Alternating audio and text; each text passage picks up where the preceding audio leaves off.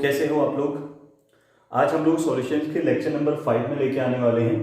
Lecture number 5 जो हमारा होगा स्पेशली वो होगा न्यूमेरिकल बेस्ड, और न्यूमेरिकल बेस पे हम बताएंगे आपको किस तरीके से यहाँ से न्यूमेरिकल क्वेश्चन आते हैं और कैसे एनसीईआरटी क्वेश्चन हमें सॉल्व करने हैं और क्या क्या चीजें ध्यान रखनी है। ठीक है, चलिए स्टार्ट करते हैं। तो सबसे पहले एक छोटा सा क्वेश्चन मैं लूंगा।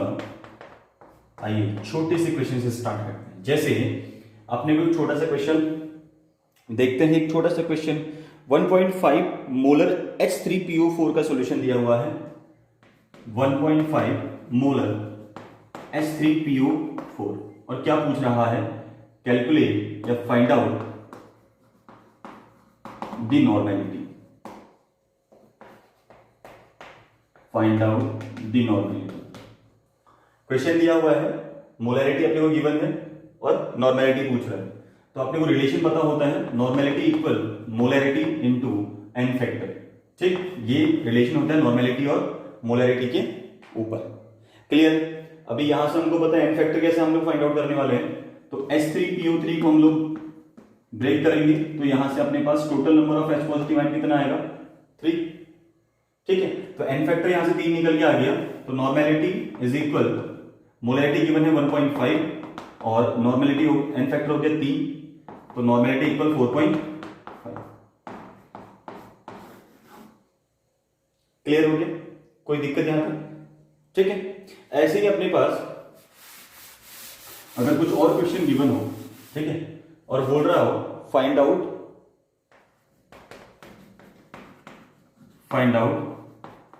नॉर्मेलिटी, मोलैरिटी निकाल लेते हैं। मोलैरिटी निकालनी हो और नॉर्मेलिटी अपने को गिवन है। ठीक है, जैसे इसमें कुछ क्वेश्चन दिए हैं छोटे छोटे से, उनमें से लेते हैं क्वेश्चन। ठीक है, क्वेश्चन दिया है 0.2 NH2SO4। पहला दिया हुआ है 0.2 NH2SO4। अभी मुझे इसकी नॉर्मेलिटी, इसकी मोलैरिटी निकालनी है। नॉर्मेलिटी मुझे दी हुई है 0.2 नॉर्मेलिटी दी हुई है, H2SO4 दिया हुआ है, मोलैरिटी निकालनी है, आराम से निकल जाएगी क्योंकि नॉर्मेलिटी बराबर होता है मोलैरिटी इनटू एन फैक्टर। ये हमको पता है रिलेशन।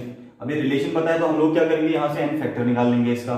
तो एन फैक्टर हम लोग कैसे निकालते हैं, जितने H पॉजिटिव होंगे, क्योंकि ये क्या है अपने पास एसिड है, तो हम इसको तोड़ेंगे तो कितने H निकलेंगे भाई, यहां से 2 H निकलेंगे।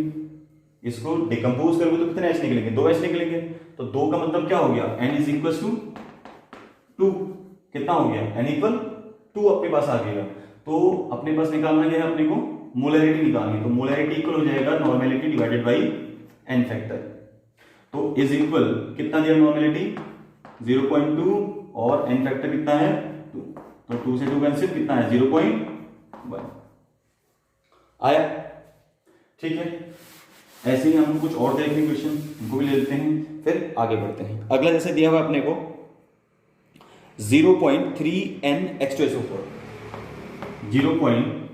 दूसरा है 3 NHCl। ठीक, 0.3 NHCl दिया है, मोलैरिटी पूछ रहा है तो डायरेक्ट निकाल लेंगे। सबसे पहले एन फैक्टर निकालेंगे क्योंकि एन फैक्टर अपने पास पता नहीं है।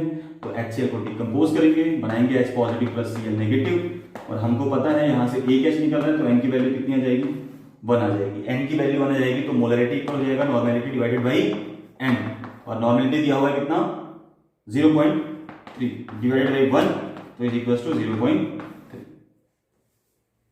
ठीक है, तो ऐसे ही आप लोग घर में ट्राई मारते रहेंगे, करेंगे, अपने खुद से भी करेंगे क्वेश्चंस, और खुद से करने के लिए मैं कुछ क्वेश्चंस दे रहा हूं, आप लोग खुद से ही करेंगे। अगला जैसे दिया अपने को 0.6 N, इसको आप खुद से ट्राई मारेंगे। 0.6 N CaOH होल ट्वाइस। ठीक है, क्या निकालना है, मोलैरिटी निकालना है। ठीक है, पहला।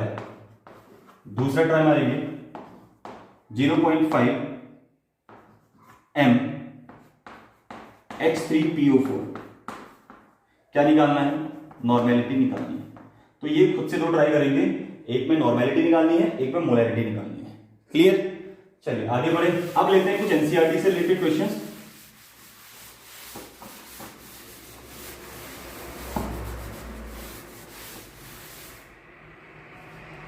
पहला क्वेश्चन एनसीईआरटी में आपने को दिया हुआ है, calculate the mass percent of benzene calculate the mass percent of benzene and carbon tetrachloride and CCl4 carbon tetrachloride if 22 gram of benzene dissolved in 122 gram of CCl4 ठीक हो गया। मुझे 122 ग्राम में कितना बेंजीन गिवन है 22 ग्राम, तो यानी कि ये सॉल्वेंट का काम करेगा अपने पास और ये सोल्यूट का काम करेगा। और निकालना क्या है परसेंट W बाई W निकालना है, यानी कि मास परसेंट की बात करनी है। तो क्वेश्चन कैसे सॉल्व होगा, कुछ नहीं है, परसेंट W बाई W की बात कर रहा है, तो इसका मतलब सबसे पहले हम लोग इसके मास को लिख लेते हैं। तो मास ऑफ बेंजीन जिसको हम बोलेंगे सोल्यूट कितना हो जाएगा इक्वल 22 ग्राम। तो मास ऑफ सॉल्यूशन कितना हो जाएगा, मास ऑफ सॉल्वेंट जो कि है CCl4 कितना दिया हुआ है 122 ग्राम। दोनों को ऐड कर दो तो सॉल्यूशन का मास निकाल लो सबसे पहले। तो मास ऑफ सॉल्यूशन कितना हो जाएगा, mass of solution that will equal to 22 gram plus 122 gram कितना आ जाएगा 144 ग्राम हो जाएगा। अब इंडिविजुअल दोनों की परसेंटेज निकाल लो। तो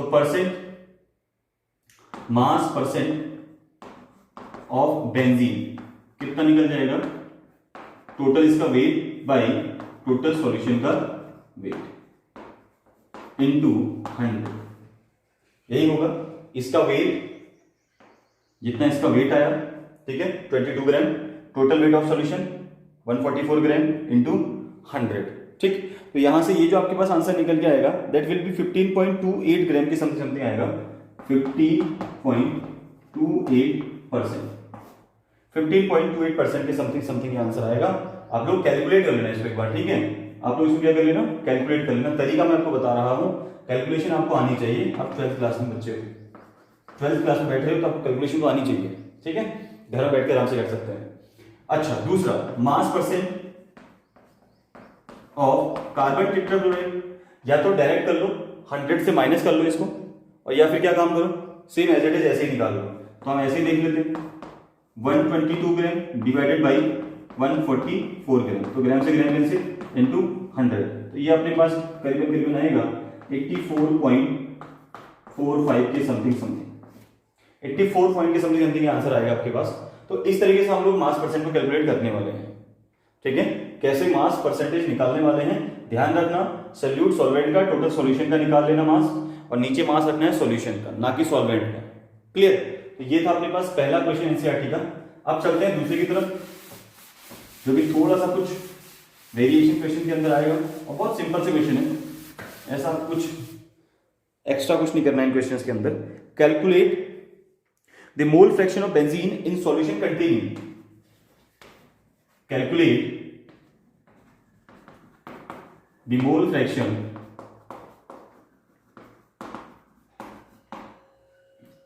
of solution, the mole fraction of benzene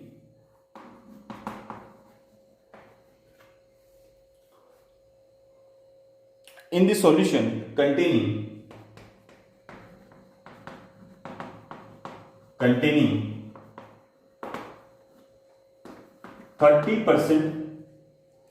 30% by mass in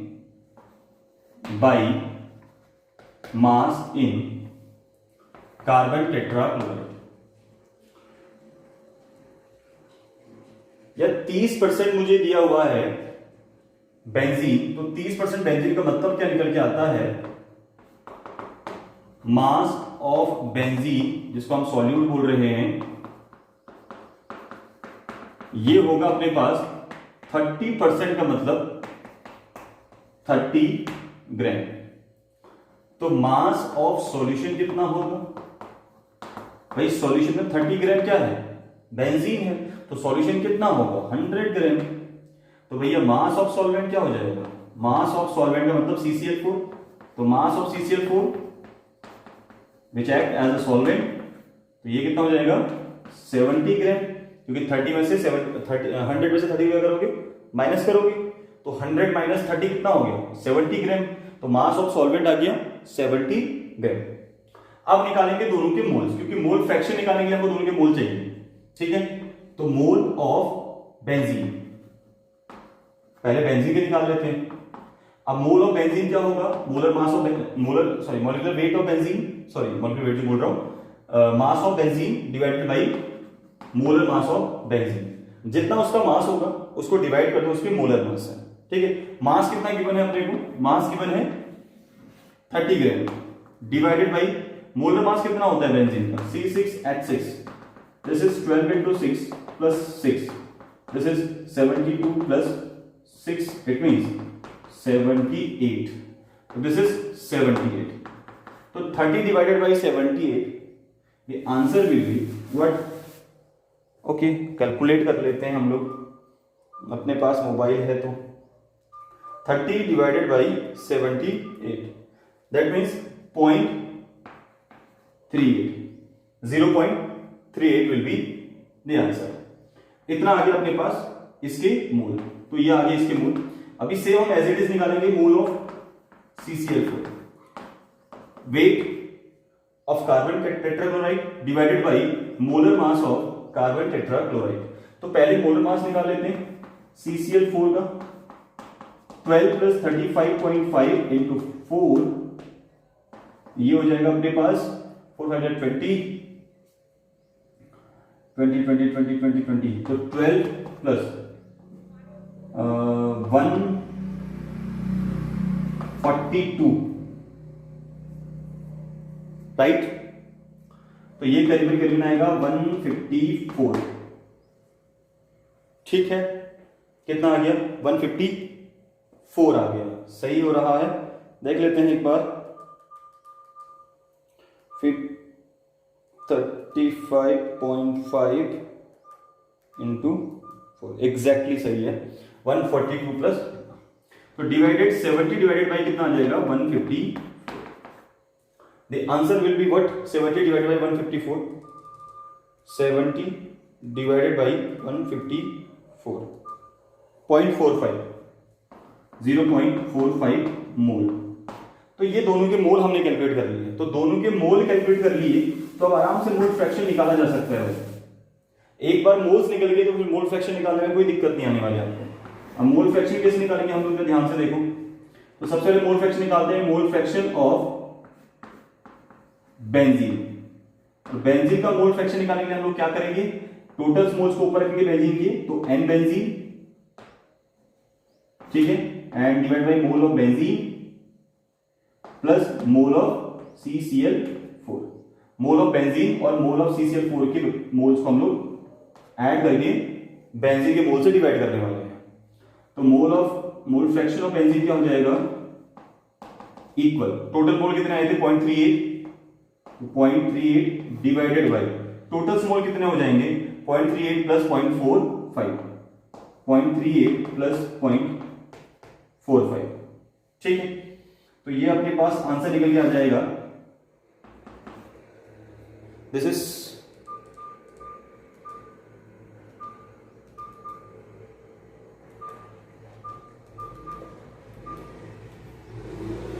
0.38 divided by 0.83 is equal, point से पॉइंट कैंसिल किया जाएगा 45 के समथिंग, 0.45, ठीक है। तो मोल फ्रैक्शन ऑफ बेंजीन कितना आया 0.45। अब निकालेंगे मोल फ्रैक्शन ऑफ CCl4। ध्यान से देखो जरा, ऊपर का हटा दें, इतना समझ में आ गया होगा, है ना, पॉज करके लिख लीजिएगा। चलिए अभी निकालते हैं mole fraction of carbon tetrachloride, या तो 100 या तो 1 से माइनस कर दो, ठीक है, कितना आ गया 0.45 यानी कि 0.55, या तो 1 से माइनस कर दो, या फिर क्या करो पूरा निकाल दो, ठीक है।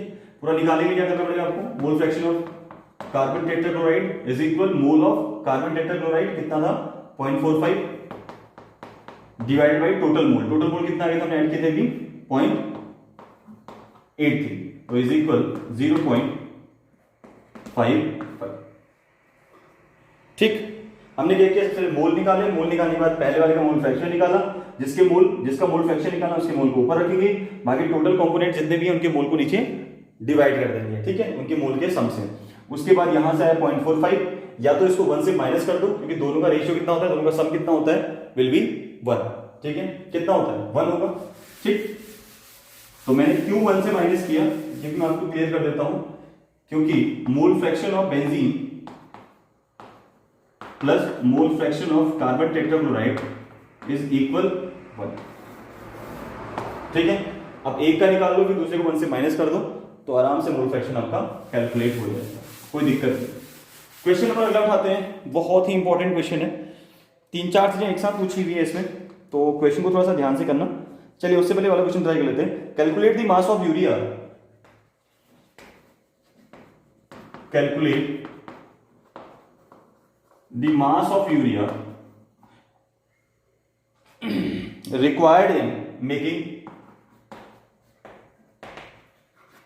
required in making 2.5 kg of 0.2 m molal, याद रखिएगा मोलल दिया हुआ है, एक्वस सॉल्यूशन, ठीक है, मोलल दिया है तो इसका मतलब आपको मोलैलिटी गिवन है, ठीक है, स्मॉल m गिवन है। तो क्या बोल रहा है क्वेश्चन, आपको जो जो चीजें गिवन है क्वेश्चन के अंदर वो लिख लो। सबसे पहले यूरिया, यूरिया क्या चीज होती है, देखो जरा, NH2CO NH2, यूरिया क्या चीज होती है, NH2CO NH2। तो सबसे पहले से क्या निकाल लो, मोलर मास निकाल लेते हैं।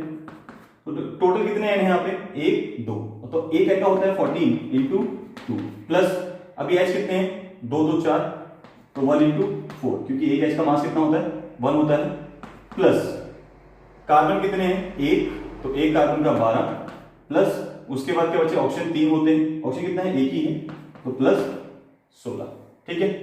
तो 28 एंड 4 कितना हो जाएगा, 32 प्लस 12 प्लस 60, कितना है अपने पास, चेक करो, 60 आ जाएगा, 60 ग्राम पर मोल, इतना ही आएगा, ठीक। तो इसका मोलर मास आ गया 60, ठीक है, तो मोलर मास हमने निकाल दिया।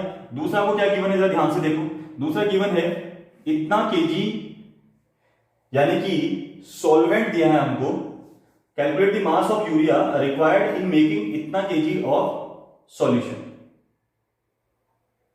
ठीक है, ऑफ 0.25 मोलर एक्वस सॉल्यूशन। तो यानी कि अपने को मोलैलिटी गिवन है, और मोलैलिटी कितना दिया हुआ है 0.25, ठीक है, और मास ऑफ सॉल्वेंट दिया है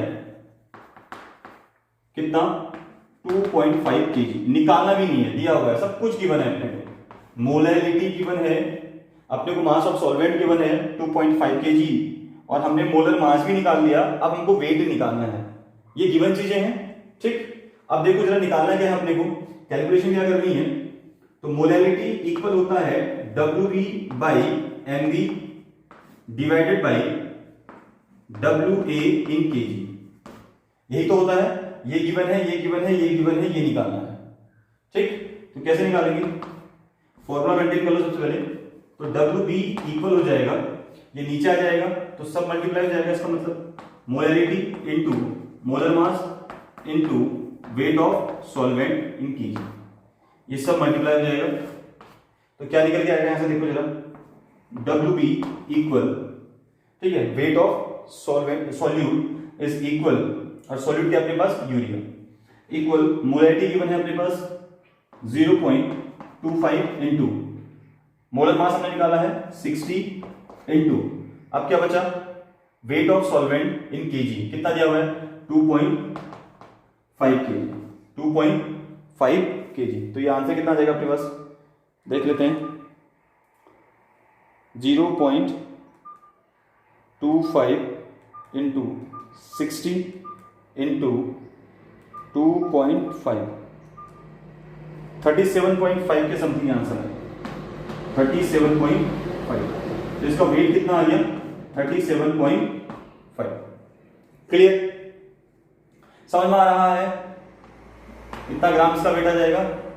तो एक क्वेश्चन ये भी था अपने पास, ठीक है, यूरिया यानी कि सॉल्यूट का मास निकालना था, हमको मोलैरिटी दी हुई थी, हमको मास ऑफ सॉल्वेंट दिया हुआ था। तो आराम से आप लोग इस क्वेश्चन को सॉल्व कर सकते हैं। जरूर करिए इसको भी, क्योंकि इंपॉर्टेंट है। एनसीईआरटी क्वेश्चन तो बहुत इंपॉर्टेंट है, एनसीईआरटी क्वेश्चन को तो छोड़ना ही नहीं है। एकेडमिक लेवल के हिसाब से एनसीईआरटी बहुत काम की चीज है, आगे के लिए भी है, लेकिन आगे के लिए थोड़ा सा और बुक्स की जरूरत भी हमको पढ़ने लग जाती है फिर, ठीक है, क्योंकि हम बड़े हो जाते हैं, फिर हमको ज्यादा समझना होता है ना, कम से काम नहीं चलता है। अगला क्वेश्चन है कैलकुलेट मोलैरिटी मोल फ्रैक्शन। वाह, कैलकुलेट पहला दिया हुआ है मोलैरिटी, कुछ भी लिख लो, ठीक है, स्मॉल m, और दूसरा निकालना है मोलैरिटी कैपिटल M, और तीसरा निकालना है मोल फ्रैक्शन यानी कि कर। किसका निकालना है? Of potassium iodide of Ki if the density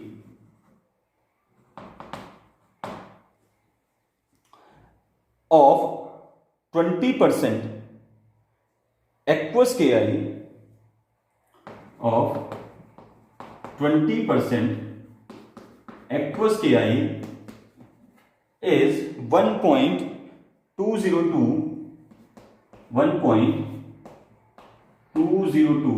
ग्राम पर। ये है भाई क्वेश्चन। कैलकुलेट करनी है मोलैरिटी दोनों निकालनी है, तीसरा मोल फ्रैक्शन भी निकालना है, ठीक है। तीसरा क्या निकालना है? मोल फ्रैक्शन भी निकालना है। किसका? KI का।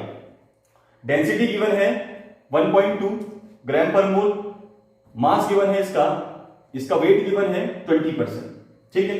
तो सबसे पहले तो हम लोग लिखते हैं मास ऑफ, गिवन वैल्यू जो है लिख लो, मास ऑफ Ki कितना दिया हुआ है? 20%। तो 20% का मतलब हो गया 20 ग्राम, ठीक हो गया, बात यहां तक क्लियर हो गई। दूसरा, molar mass of Ki, potassium iodide का मोलर मास भी निकाल लेते हैं, जरूरत पड़ेगी इसकी। तो पोटेशियम का तो होता है 39 और आयोडीन का होता है 127, तो ऐड कर लो, कितना आ रहा है? 76, ठीक है, 5 1 6 और 156,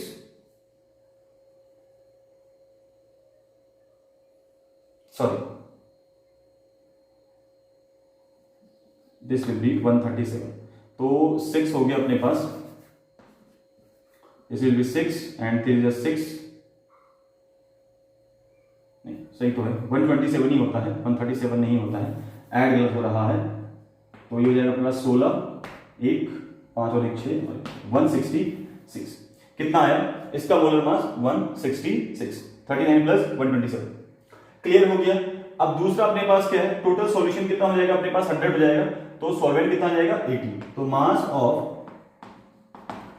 सॉल्यूशन कितना हो जाएगा अपने पास? 100%, यानी कि 100 ग्राम। भाई जब सॉल्वेंट 20% है तो सॉल्यूशन कितना होगा? 100%, यानी कि 100 ग्राम। तो मास ऑफ सॉल्वेंट कितना आ जाएगा? Mass of solvent equal 100 gram minus 20 gram, it means 80 ग्राम। अब मुझे कोई सॉल्वेंट तो दिया नहीं है, अगर मुझे कोई सॉल्वेंट नहीं दिया, अच्छा दिया हुआ है, एक्वस बोल रहा है, ठीक है, एक्वस बोल रहा है, तो यानी कि वाटर गिवन है, कोई दिक्कत नहीं। यहां तक हो गया क्लियर। अब उसके बाद सबसे पहले आप निकाल लो मोलैरिटी, क्योंकि मोलैरिटी यहां से आसानी से निकल जाएगी, कोई दिक्कत नहीं है, ठीक है। अब इसको ये ग्राम में दिया हुआ है, तो इसी को आप केजी में कन्वर्ट कर लोगे, कोई दिक्कत नहीं आएगी, ठीक। तो सबसे पहले हम निकालते हैं मोलैरिटी। मोलैरिटी यानी कि small m is equal weight of solute divided by molar mass of solute and divided by weight of solvent in KG, ठीक है। तो ये आ जाएगा वेट ऑफ सॉल्यूट कितना है? 20 gram divided by molar mass of solvent कितना आ गया, sorry molar mass of solid कितना आ गया 166। मोलर मास ऑफ सॉलिड कितना आया 166 आ गया अपने पास, डिवाइडेड बाई सॉल्वेंट कितना है 80। अब 80 को आप केजी में लिख लो तो 0.080 या पॉइंट बोल लो 0.080 केजी, ये आ गया अपने पास। ठीक है, तो अब इसको ऊपर नीचे ले आओ तो स्मॉल m इज इक्वल हो जाएगा 20 डिवाइडेड बाई 0.080 इंटू 166। ठीक है, अब देखते हैं कितना आता है यहां से आंसर इसका। तो ये आ गया 20 डिवाइडेड बाई 0.080 इंटू 166।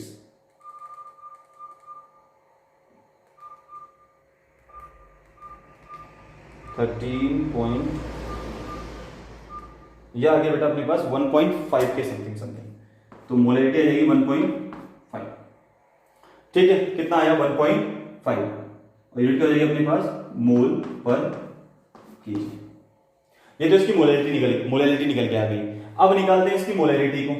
तो मोलैरिटी की निकालने के लिए हमको क्या चाहिए, डेंसिटी चाहिए, क्योंकि वॉल्यूम निकालना पड़ेगा।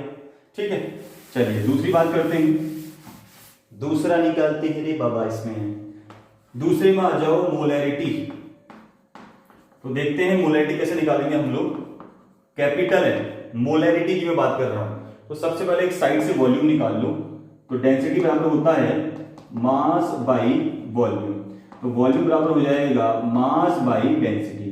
तो वॉल्यूम इज इक्वल हो जाएगा, मास हो जाएगा 100, क्योंकि सॉल्यूशन का वॉल्यूम निकालें तो सॉल्यूशन का ही हम क्या रखेंगे, मास पे रखेंगे, बाई 1.202 दिया हुआ है। कितना दिया हुआ है 1.202 दिया हुआ है। तो ये अपने पास आ जाएगा 100 डिवाइडेड बाई 1.202, ये आ जाएगा 83.19। ये ml में आएगा, इतना क्या आएगा ml में आएगा 83.19 ml में आएगी ये वैल्यू, क्योंकि हमने यहां पर मास लिया था ग्राम के अंदर। ठीक, तो चलिए इसको हम लीटर में कन्वर्ट कर लेंगे। तो मोलैरिटी इक्वल क्या होता है, weight of solute divided by molar mass of solute and divided by, थोड़ा क्लियर लिखते हैं आपको दिखाई नहीं देगा, and divided by volume in litre. तो कैपिटल M इक्वल हो जाएगा, वेट ऑफ सॉलिड दिया हुआ है 20 ग्राम, मोलर मास है 166, डिवाइडेड बाई वॉल्यूम आ गया, तो इसको हम लीटर में कन्वर्ट कर लेते हैं 0.083। ठीक हो जाएगा, ये लीटर में वैल्यू हो जाएगी इसकी। ठीक, चलिए तो ये हो जाएगा अपने पास, आंसर आ जाएगा 20 divided by 0.083 into 166 is equal. ठीक है, एक निकल जाएगा तो सारे क्वेश्चन आपके आराम से हो जाएंगे। 0.083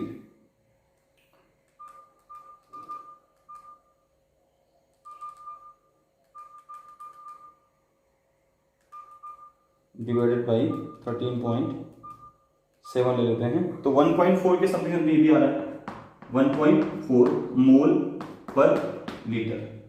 1.4 मोल पर लीटर इसकी मोलैरिटी आ गई। अभी तीसरा जो सेक्शन है इसका, वो हम निकालने वाले हैं इसकी मोल फ्रैक्शन की बात करने वाले हैं। किसकी बात करने वाले हैं, मोल फ्रैक्शन की। इसको हटा दें, चलो पूरा हटा देते हैं, हटा दीजिए पूरा, कोई दिक्कत नहीं। अगर नहीं लिखा होगा तो हम लोग दोबारा से उसको लिख सकते हैं, नो प्रॉब्लम। चलिए तीसरा सेक्शन की बात करते हैं, मोल फ्रैक्शन की। भाई मोल फ्रैक्शन कैसे निकालोगे, सिंपल है ना, देखो बहुत सिंपल है। मास हमको पता है, तो सबसे पहले मोल फ्रैक्शन ऑफ KI निकालते हैं, सॉरी मोल ऑफ KI, फिर निकालेंगे मोल ऑफ H2O, क्योंकि हमें कोई सॉल्यूशन तो गिवन है, सॉल्वेंट तो गिवन है नहीं, तो हम लोग एक्वस सॉल्यूशन बोला है तो हम लोग पानी ले लेते हैं। ठीक, तो मोल ऑफ KI कैसे निकालोगे, weight of and molar mass of KI, same ऐसे ही वेट ऑफ H2O एंड इसका मोलर मास। तो वेट कितना है इसका 20 दिया हुआ था, 20 ग्राम बाई 166। इसका कितना वेट हो जाएगा, 20 माइनस कर दो 100 से तो 80 और बाई नीचे कितना जाएगा 80, ठीक है 80 बाई 80 एट 20 बाई 166। चलिए करते हैं इसको भी, 20 बाई 166 ये आएगा बेटा 0.120 और नीचे अपने पास आएगा 80 बाई 18, दिस इज 4.4। क्लियर, ठीक। सबसे पहले हमने काम क्या किया, दोनों के मोल्स निकाल लिए। अब मोल फ्रैक्शन किसका निकालना है, कैलकुलेट मोल फ्रैक्शन ऑफ के आई। हाँ सिर्फ के आई का निकालना है, वाटर का नहीं निकालना है। तो मोल फ्रैक्शन ऑफ के आई क्या हो जाएगा, टोटल उसके मोल डिवाइडेड बाई, इसको हटाते हैं क्वेश्चन को। मोल फ्रैक्शन ऑफ के I is equal mole of के I divided by mole of के आई प्लस मोल ऑफ H2। तो मोल ऑफ के आई कितना था बेटा 0.120 divided by 0.120 plus 4.4 is equal, याद रखना वैल्यू एक से कम आनी चाहिए, अगर एक से कम नहीं आई तो फिर दिक्कत है हमारे लिए, ये हमें क्वेश्चन फिर से करना पड़ जाएगा सॉल्व। अगर ये वैल्यू एक से कम नहीं आई तो 0.120 4.52। अब डिवाइड करते हैं इसको, आइए डिवाइड कीजिए 0.120 डिवाइडेड बाई 4.52। चलिए खुशखबरी है, आंसर आया 0.026। क्लियर हो गया, बातें क्लियर हो गई भाई। ये था अपने एनसीईआरटी का सवाल अगला, जिसमें हमने मोलैलिटी, मोलैरिटी और मोल फ्रैक्शन तीनों की बात करी। तो एनसीईआरटी में जितने क्वेश्चन आपके थे हमने सारे सॉल्व करवा दिए।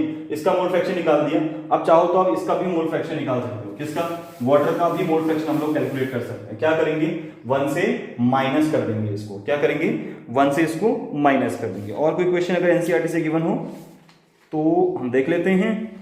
वैसे एनसीईआरटी से क्वेश्चन कोई और गिवन नहीं है, तो इतने ही आपके क्वेश्चन है एनसीईआरटी के अंदर, आपने बहुत अच्छे से करने हैं। ये थे सॉल्यूशन से कंसंट्रेशन टर्म से रिलेटेड सारे के सारे क्वेश्चन, सारे के सारे solutions of concentration terms of solution, ठीक है, which are based on the NCERT syllabus. जो एनसीईआरटी सिलेबस के अकॉर्डिंग हमने क्वेश्चन सॉल्व किए थे। अब मैं कुछ आपको क्वेश्चंस दे रहा हूं, आप लोग इसको ट्राई मारिए, ठीक है। चलिए क्वेश्चन देता हूं मैं आपको।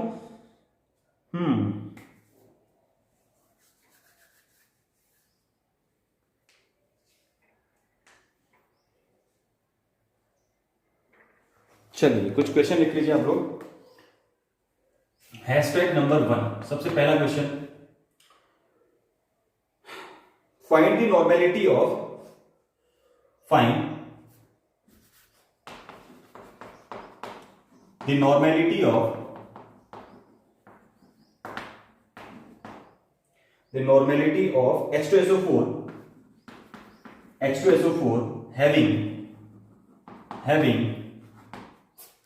having 0.05 equivalent in 2 liter,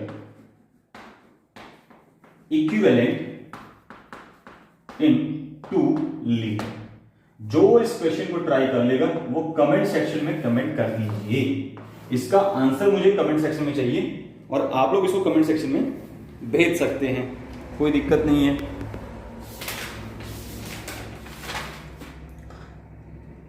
चलिए ये तो छोटे बेसिक से क्वेश्चन थे जो हमने एनसीईआरटी से उठाए। बाकी मैं कुछ और कोशिश करूंगा कि आपको जो मोलैरिटी से रिलेटेड क्वेश्चंस हैं या जो नॉर्मेलिटी से रिलेटेड क्वेश्चन हैं, कुछ और जो क्वेश्चंस हो सकते हैं एडवांस लेवल पे, वो भी कराने की कोशिश करूंगा। लेकिन फिलहाल मुझे भी बेसिक्स देना है। तो ये था इस लेक्चर में थोड़ा बहुत एनसीईआरटी से रिलेटेड बेसिक क्वेश्चंस। इसका अगला जो लेक्चर आने वाला है वो है सॉल्युबिलिटी से related, solubility of gaseous, liquid, solid, ठीक है। तो इस तरीके से हम लोग सॉल्युबिलिटीज की बात करेंगे फिर आगे और कुछ लेक्चर्स में देखेंगे क्या कुछ हो सकता है। तब तक के लिए गुड नाइट।